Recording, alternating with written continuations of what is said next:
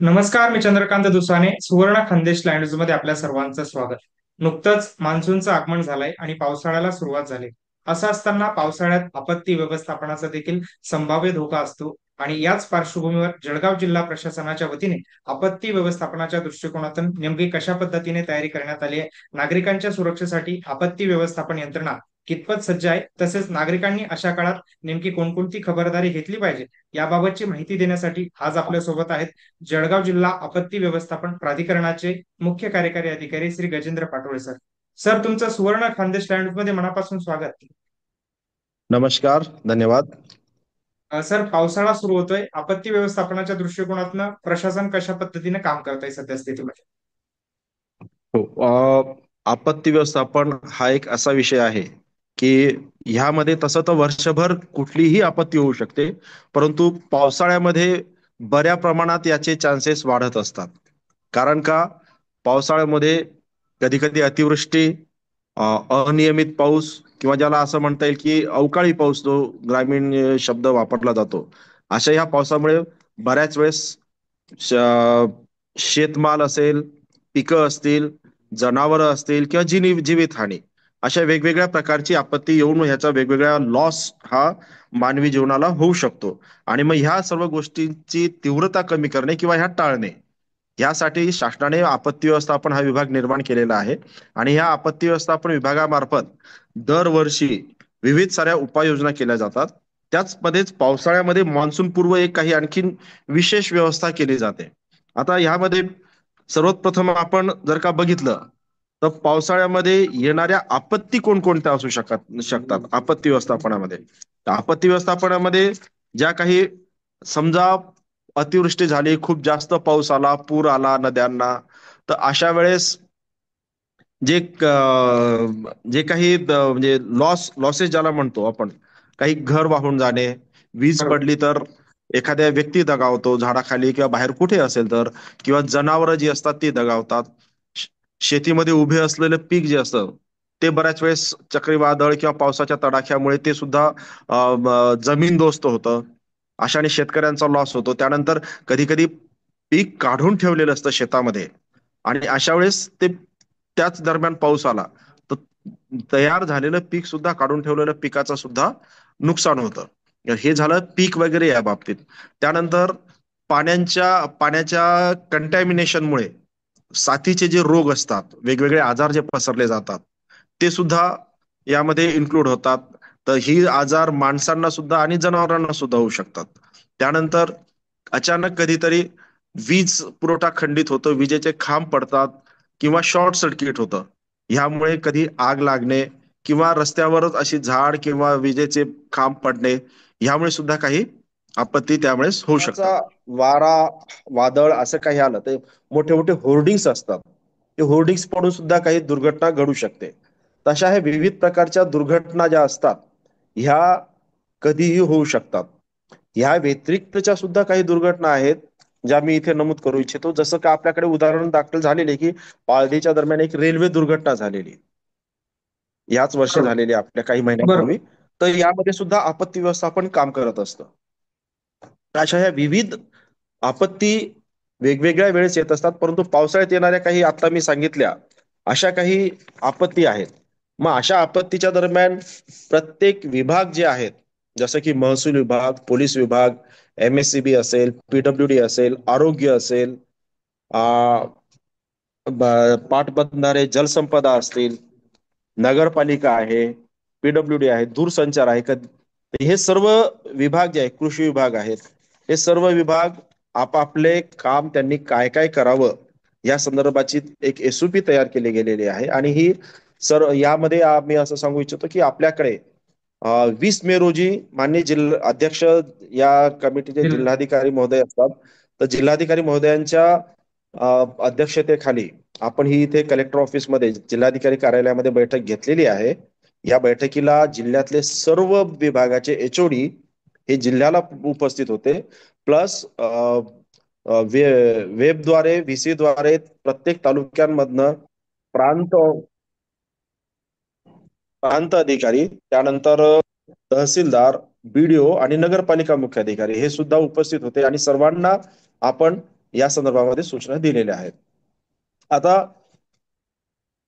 आपल्याला ज्या काही उपाययोजना करायच्या असतात त्यामध्ये सर्वप्रथम तर आपण हे केलेलं आहे की प्रत्येक तालुक्याला तहसील कार्यालयामध्ये आणि त्यानंतर त्यांच्या प्रत्येक नगरपालिका किंवा बीडीओ ऑफिसमध्ये एक आपत्ती नियंत्रण कक्ष हा आपण चालू केलेला असतो आणि तो 24/7 तिथे तो चालू असतो. कार्यरत तिथले असतो. फोन नंबर कार्यान्वित असतो. तिथले फोन नंबर सगळीकडे प्रसिद्ध करायला सांगितलेले आहेत. तिथे विविध कार्यालयातील अधिकारी कर्मचाऱ्यांच्या यांच्या नियुक्ती केलेली असते आणि सुट्टीच्या दिवशी सुद्धा हा म्हणजे 24 तास सांगितलंय मी 24/7 हा चालू असतो. काहीही आपत्ती घडली तर सर्वप्रथम कुणाकडनंही तिथे माहिती जाते, तिथे फोन जातो किंवा जनरल पब्लिक म्हणजे सामान्य नागरिकाकडनं सुद्धा तिथे जर का फोन गेला तर त्याची नोंद होते आणि मग तिथून सर्वप्रथम तहसीलदार आणि मग इतर विभाग यांना सदरची माहिती जाते आणि सगळे विभाग ऍक्टिव्हेट करून मग आपण ती आपत्तीच्या निवारणार्थ पुढील कारवाई करत असतो. त्यानंतर आपत्ती व्यवस्थापन मध्ये आपण गाव तलावर गाव पातळीवर तालुका स्तरावर आपत्ती व्यवस्थापन समित्या सुद्धा स्थापन केलेल्या आहेत. तिथल्या अधिकाऱ्यांचे व्हॉट्सअप ग्रुप तयार केलेले जेणेकरून आजच्या युगामध्ये प्रत्येक वेळेस कुणी म्हणजे लँडलाईन फोन वगैरे वापरत नाही तर आणि कुणाजवळही आज मोबाईल अवेलेबल असतो तर व्हॉट्सअप ग्रुपद्वारे सदरची माहिती त्वरित एकमेकांना शेअर केली जाते. तशा प्रकारे विविध जे गट आहेत त्या गट स्थापन करून आपत्ती व्यवस्थापनामध्ये व्हॉट्सअप ग्रुप तयार केले जेणेकरून माहिती त्यांची इकडे तिकडे पास होईल. त्यानंतर तालुका शोध बचाव पथक जे आहेत ते सुद्धा स्थापन केले गेलेले आहेत आणि ह्या सर्वांचे नंबर्स वगैरे तिथे तहसील कार्यालयामध्ये आपण उपलब्ध केलेले आहेत. प्लस सगळीकडे प्रसिद्धी देण्यासाठी आपण सूचना दिलेल्या आहेत. बरोबर. आता येस ह्यानंतर आपल्याकडे आपत्कालीन काळामध्ये जर का अशी काही आपत्ती झाली की जिथे मोठ्या प्रमाणावर शोध बचाव कार्य कुणी वाहून गेलेलं असतं किंवा बुडालं तर अशा वेळेस SDRF ची टीम धुळे येथे नियुक्त आहे आणि अशा टीमचे नंबर सुद्धा आपण सर्वांना शेअर केलेले आहेत. जेव्हा वेळ पडेल अशी काही गरज पडेल अशा वेळेस आपण त्यांना त्वरित संपर्क साधतो आणि ते पण आपल्याला प्रतिसाद देऊन लवकरात लवकर आपल्याकडे हजर असतात. आपल्याकडे जिल्ह्यामध्ये पूर परिस्थिती सपोज जर का निर्माण झाली तर फायबर बोट जे आहेत आणि इन्फ्लेटेबल रबर बोट जे आहेत आपण रबर 8 आहेत एकूण आपण वेगवेगळ्या ठिकाणी ह्या ठेवलेल्या आहेत.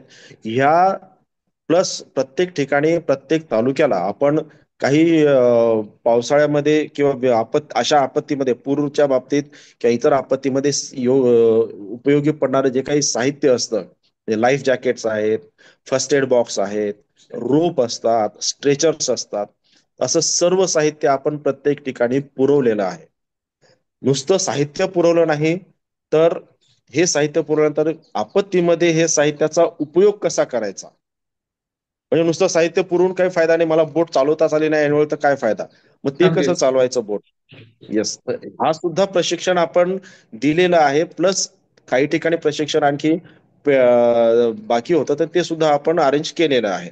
पुढच्या काही दिवसांमध्येच ते पूर्ण होईल. आपल्याकडे आपत्ती येण्यामध्ये जो विषय एक आहे की एक नदीला पूर येणे कारण आपल्या जिल्ह्यामध्ये तापी नदी ही मुख्य नदी आहे. त्यानंतर गिरणा तापीला येऊन मिळणारीच पूर्णा नदी आहे. तर ह्या बरोबर. नद्यांना दरवर्षी किंवा बऱ्या प्रमाणात पूर येत असतो. परंतु आपण एक मार्क केलं असेल की मागच्या वर्षी कितीही पाऊस पडला तर आपल्याला तापीला पूर परिस्थिती जाणवली नाही. याचं कारण असं की तिथे जो विसर्ग होतो त्याचं नियंत्रण मान्य जिल्हाधिकारी महोदयांनी खास सिंचन विभागाला बोलवून त्यांच्याशी वेगवेगळ्या पद्धतीने चर्चा करून हतनूर जो डॅम जो आहे याचा विसर्ग आधीपासूनच त्यांनी 1.5 फुटाने कमी करू म्हणजे त्याची लेवल स्टोरेज लेवल 1.5 फुटाने कमी राहील अशा पद्धतीने ताबडतोब विसर्ग केल्यामुळे मागच्या वर्षी आपल्याला कुठेही तापी नदी काठी पूर परिस्थिती जाणवली नाही. हतनूरचं जे बॅक वॉटर आहे त्यामध्ये पूर परिस्थिती जाणवली नाही आणि ते पाणी लगेच सोडून देण्यात आल्यामुळे ते मागे थांबून राहिलं नाही ती परिस्थिती आली नाही. तर यावर्षी सुद्धा त्याच सूचना त्यांना देण्यात आलेल्या आहेत.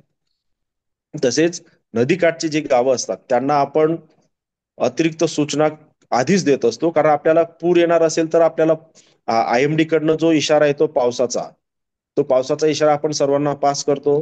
त्यामध्ये लोकांना कळून येतं की आता पाऊस पडणार आहे. किती पाऊस म्हणजे रेड अलर्ट, हा, येल्लो तुम्ही अलर्ट. आता जस्ट रेड हो. अलर्टचाच मुद्दा काढला आणि माझा त्याच अनुषंगाने प्रश्न देखील आहे. आता Yes. जर नुकता जर विचार केला तर आज जळगाव जिल्ह्याला रेड अलर्ट देण्यात आलेला आहे.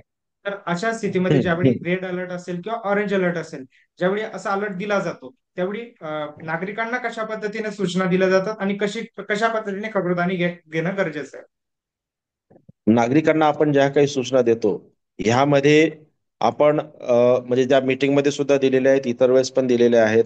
तर ह्यामध्ये आपण नॉर्मली काय असतं की जेव्हा अलर्ट जेव्हा येतो आपल्याला, तर त्यामध्ये हे पण येतं की विजेच्या गडगडासह पाऊस येणार, खूप वादळ येणार आणि पाऊस येणार. तर अशा कालावधीमध्ये मग आपण नागरिकांना सांगतो की गरज पडेल तेव्हाच, खूपच गरज असेल तेव्हाच बाहेर पडा कामासाठी. त्यानंतर विजेचा गडगडाट वगैरे होत असतो, अशा खांबा, इलेक्ट्रिक खांब किंवा असे जुनी इमारत, झाड, अशा ठिकाणी आपण थांबू नका, म्हणजे त्याच्या आश्रयाला थांबू नका, जेणेकरून तिथेच ते त्या विजेच्या ह्याने किंवा पावसाने ते जर का जुनी बिल्डिंग, घर कोसळलं पडलं तर जीवितहानी होऊ शकते. घरात असताना आपण विजेचा हे चालू असेल तर विद्युत उपकरणे जी असतात ती शक्यतो वापरू नये.